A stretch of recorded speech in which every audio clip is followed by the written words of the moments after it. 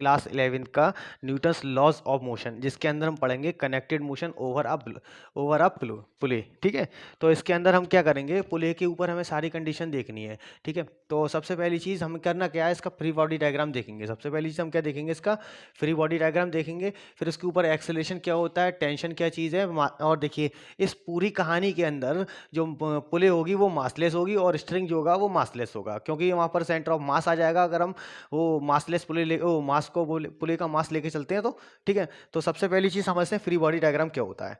देखिए free body diagram क्या होगा, कोई भी ऑब्जेक्ट है, ठीक है, तो फ्री बॉडी डायग्राम में हम जो देखेंगे, सबसे पहली चीज़ देखते हैं कि मोशन कहाँ है। ठीक है, सबसे पहली चीज़ हमको देखना होगा मोशन किस कंडीशन में हो रहा है, अपवर्ड हो रहा है या डाउनवर्ड हो रहा है, दो ही कंडीशन में होगा यहाँ पर। ठीक है, दूसरी चीज़ है इसका फ्री बॉडी डायग्राम के अंदर, फिर उसके बाद देखते हैं हम कौन सा हैवियर मास है कौन सा लोअर मास है।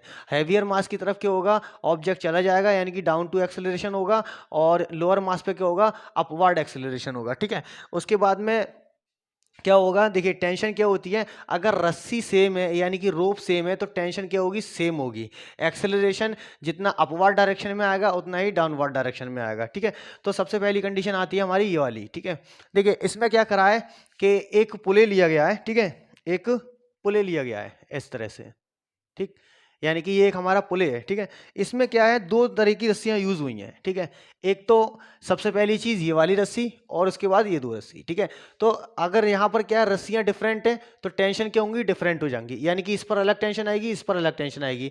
हम सपोज करते हैं कि इस पर टेंशन T2 है, कितनी है, टेंशन T2, और यहाँ से लेके यहाँ तक ये है ना, ये रस्सी सेम है, क्या रहे, कैसी रस्सी है, ये सेम रस्सी है, तो इस पर टेंशन क्या होगी, सेम होगी। टेंशन क्या होगी, इस पर सेम होगी, टेंशन T1, और इस पर टेंशन क्या होगी, T1। ठीक है, दोनों पर टेंशन क्या होगी, T1 होगी। अब देखिए ये वाला मास जो है हैवी मास है और ये वाला मास क्या है, लोअर मास है। ठीक है, तो हम क्या करते हैं, इसको नाम दे देते हैं हम M2। ठीक है, और इसको नाम दे देते हैं M1। तो हमारी कंडीशन क्या हो गई, कंडीशन हो गई हमारी कि M1 जो है ग्रेटर देन है किससे, M2 से, यानी कि M2 क्या है, ग्रेटर है M1 से। हैवी मास है तो M2 का एक्सेलरेशन क्या होगा, डाउन टू अर्थ होगा, एक्सेलरेशन इसका डाउन टू अर्थ होगा। अच्छा, जिस एक्सेलरेशन से ये नीचे की तरफ मूव करेगा उसी एक्सेलरेशन से ये ऊपर की तरफ मूव करेगा, स्मॉल a। ठीक है, ये हो गया।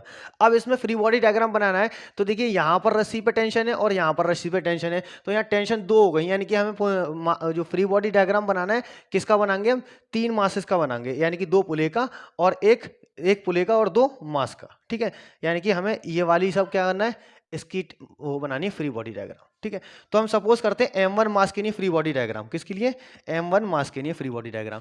तो हमने सपोज किया ये मास हमारा क्या है, M1 है। ठीक है, और दूसरा क्या है हमारा, ये वाला मास M2 मास है, और यहाँ पर एक क्या है, पुले है। ठीक है, ये एक पुले है। ठीक, इसके लिए बनेगा फ्री बॉडी डायग्राम, और किसके लिए बनेगा, फ्री बॉडी डायग्राम बनेगा इस पुले के लिए। ठीक है, अब यहाँ पर देखिए, इस सबसे पहले आते हैं हम M1 मास पर। तो M1 मास में जो उसका वेट है वो कहाँ पर है, नीचे की तरफ है। ठीक है, यानी कि इसका वेट W=mg कहाँ पर है, नीचे की तरफ होगा, ये तो हमेशा। ठीक है, नॉर्मल रिएक्शन हो या टेंशन, तो देखिए टेंशन कहाँ होगी, टेंशन अपवर्ड डायरेक्शन में होगी। ठीक है, टेंशन कहाँ होगी इसकी, अपवर्ड डायरेक्शन में। ठीक है, यहाँ पर इसकी हमने क्या ले ली, टेंशन ले ली, टेंशन T1। यहाँ पर टेंशन आ कितनी रही है, T1 टेंशन आ रही है, तो इसको हमने नाम दे दिया टेंशन, यहाँ पर T1 है। ठीक, और मास हमारा क्या था, मास हमारा M1 था। एक्सेलरेशन इसका किस तरफ हो रहा है, इसका एक्सेलरेशन ऊपर की तरफ हो रहा है। ठीक है, तो फ्री बॉडी डायग्राम से जिसकी इक्वेशन मिलेगी वो कितनी मिलेगी। ठीक है, यानी कि टेंशन ज़्यादा हो रही है और वेट इसका क्या है ना, वेट ऊपर जा रहा है, वेट कहाँ जा रहा है इसका, नीचे की तरफ नहीं, वेट इसका ऊपर की तरफ है, टेंशन भी इसकी ऊपर की तरफ है। तो हम क्या करेंगे, इक्वेशन ऑफ मोशन बनाने के लिए T1 माइनस M1g ले लेंगे। ठीक, और मोशन कहाँ हो रहा है इसका, ऊपर की तरफ, तो ये कितना हो गया, M1a। तो इसके ऊपर टेंशन कितनी हो गई, टेंशन T1 इसकी हो गई M1a प्लस M1g। ठीक है, जी को इधर की तरफ लिया है तो इसकी हमें इक्वेशन 1 मिल गई। ठीक है, अब इसी तरीके से हमें M2 मास के लिए बनाना है, तो देखिए M2 मास का एक्सेलरेशन किस तरफ है, नीचे की तरफ है, इसका एक्सेलरेशन हो रहा है। ठीक है, टेंशन इसकी कहाँ होगी, टेंशन T1 ऊपर की तरफ होगी, वेट इसका कहाँ होगा, M2g, डाउनवर्ड लगेगा हमेशा। अब देखिए इसमें वेट नीचे आ रहा है और टेंशन ऊपर जा रही है, मोशन नीचे की तरफ है, तो हम क्या करेंगे, यहाँ से लेंगे M2g minus tension T1 is equal to कितना ले लेंगे हम, टेंशन T1 ले लिया हमने, तो इसका मोशन हो जाएगा जाएगा हमारा m2a। यहाँ से हम क्या करें, टेंशन की इक्वेशन अगर बनाएंगे तो ये कितनी हो जाएगी, m2g माइनस m2 इधर आ जाएगा और a इधर हो जाएगा, तो ये कितना हो गया t1। इक्वेशन 1 हो गई, ये इसकी इक्वेशन क्या हो गई, 2 हो गई। ठीक है, अब इसके बाद देखना है हमें किसके अंदर, इस पुले के अंदर। तो देखिए पुले पे एक तो टेंशन T2 ऊपर की तरफ जा रही है और एक रस्सी की टेंशन T1 इधर की तरफ है और दूसरी रस्सी की टेंशन T1 भी नीचे की तरफ है। तो इसकी इक्वेशन ऑफ मोशन कितनी हो जाएगी, तो देखिए इसकी इक्वेशन ऑफ मोशन होगी, यानी कि टेंशन T2 ये है, ठीक है, और यहाँ पर टेंशन T1 है और यहाँ पर टेंशन कितनी है, T1 है।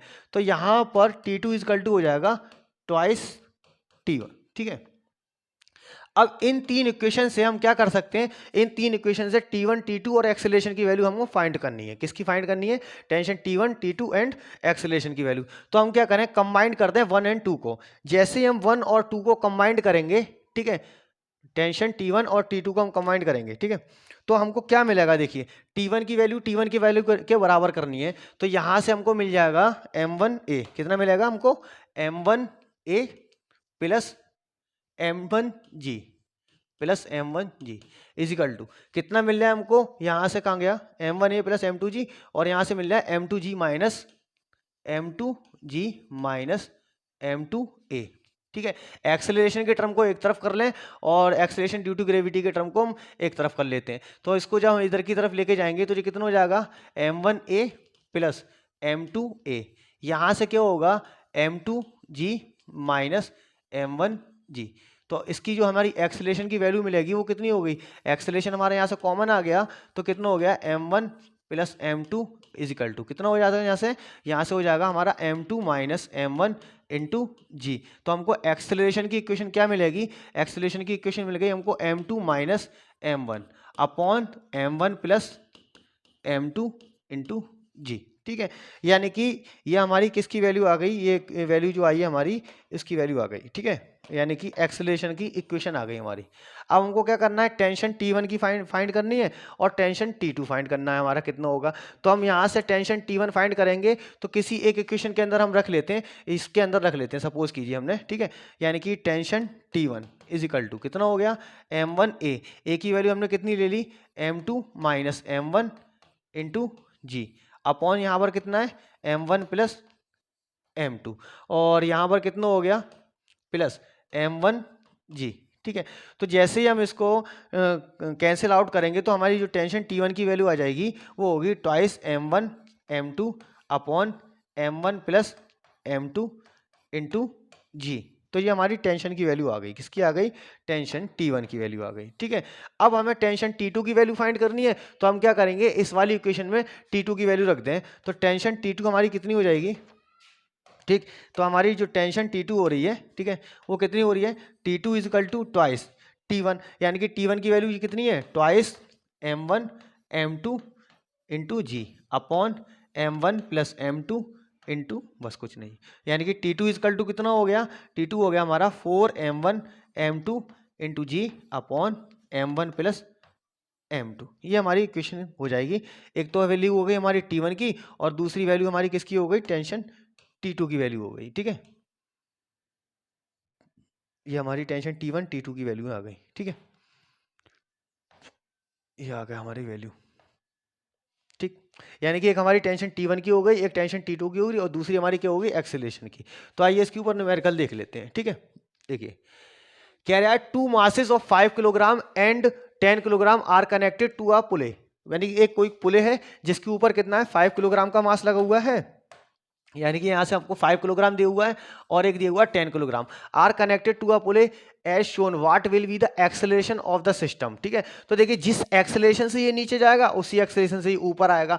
अभी हमने क्या किया था, जी एक्सेलरेशन ड्यू टू ग्रेविटी है, यहाँ पर इतनी बार ये पूछा हुआ क्वेश्चन है। ठीक है, अब हमको करना क्या है, यहाँ पर हमको निकालिए एक्सेलरेशन की वैल्यू। तो देखिए एक्सेलरेशन की जो इक्वेशन होती है वो कितनी होती है, एक्सेलरेशन इजिकल टू होता है हमारा कितना, एक्सेलरेशन ए इजिकल टू यानी कि M2 माइनस M1 इंटू जी अपॉन M1 प्लस M2, ये होती है हमारी एक्सेलरेशन की वैल्यू। तो हम क्या करेंगे, सीधा इसको इसमें से कैंसिल कर दें और फिर इसका सम करके जी की वैल्यू रख दें। तो यहाँ पर क्वेश्चन हमारा जी के टर्म में है तो हम जी की वैल्यू नहीं रखेंगे। तो एक्सेलरेशन हमारा कितना है, यानी कि 10 माइनस 10 माइनस 5 हो गया एक को, और ये कितना हो गया 10 प्लस 5 हो गया, ठीक, इनटू जी को ऐसे ही रहने दिया।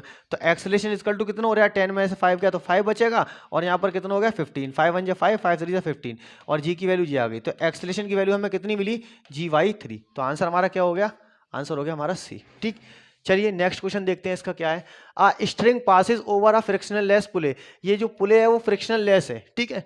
उसके बाद में कह रहा है to one of its end of a mass, एक पे 6 किलोग्राम अटैच किया गया है और दूसरा 10 किलोग्राम अटैच किया गया है, ठीक है।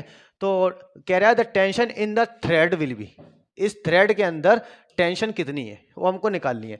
तो देखिए जिस एक्सेलेरेशन से ये नीचे आ रहा था उसी एक्सेलेरेशन से ये ऊपर आएगा, क्योंकि यहाँ पर 10 किलोग्राम क्या है, हैवी है, किससे 6 किलोग्राम से। तो टेंशन की जो वैल्यू होती है निकालने की, टेंशन की वैल्यू कितनी होती है, T is equal to twice M1 M2 into ji upon M1 plus M2, ये होती है हमारी टेंशन की इक्वेशन। तो हम क्या करेंगे, यहाँ से 2 ले लेंगे और m1 की वैल्यू हमारी कितनी है 6 ले लेते हैं, और उसको कितना ले लेते हैं 10, ये कितना हो गया 6 प्लस 10 इंटू जी की वैल्यू हम लगा दें कितनी 10 ले लेते हैं, ठीक है। जी की वैल्यू हम जैसी 10 लेंगे तो हमारी वैल्यू कितनी हो जाएगी, देखिए 2 6 हो गया 12, और ये कितना हो गया 100, ठीक है। और ये कितना हो गया 10 और 10 यानी कि 16 हो गया, 4 3 12 हो गया, 4 4 16 हो गया, 4 1 4 हो गया, 4 2 10 हो गया, 4 5 25, और 25 इंटू 3 कितना होता है 25 इंटू 3 हो जाता है 75। तो देखिए इसके अप्रोक्सीमेट कोई वैल्यू आ रही है, हम जी की वैल्यू 10 लगा के चले हैं, अगर हम जी की वैल्यू 9.8 लगाएंगे तो हमारी इसमें से वैल्यू मिल जाएगी। अब हम क्या देखेंगे 75 हमारा आंसर आ गया, तो 75 किसके अप्रोक्स है, तो 75 अप्रोक्स है 73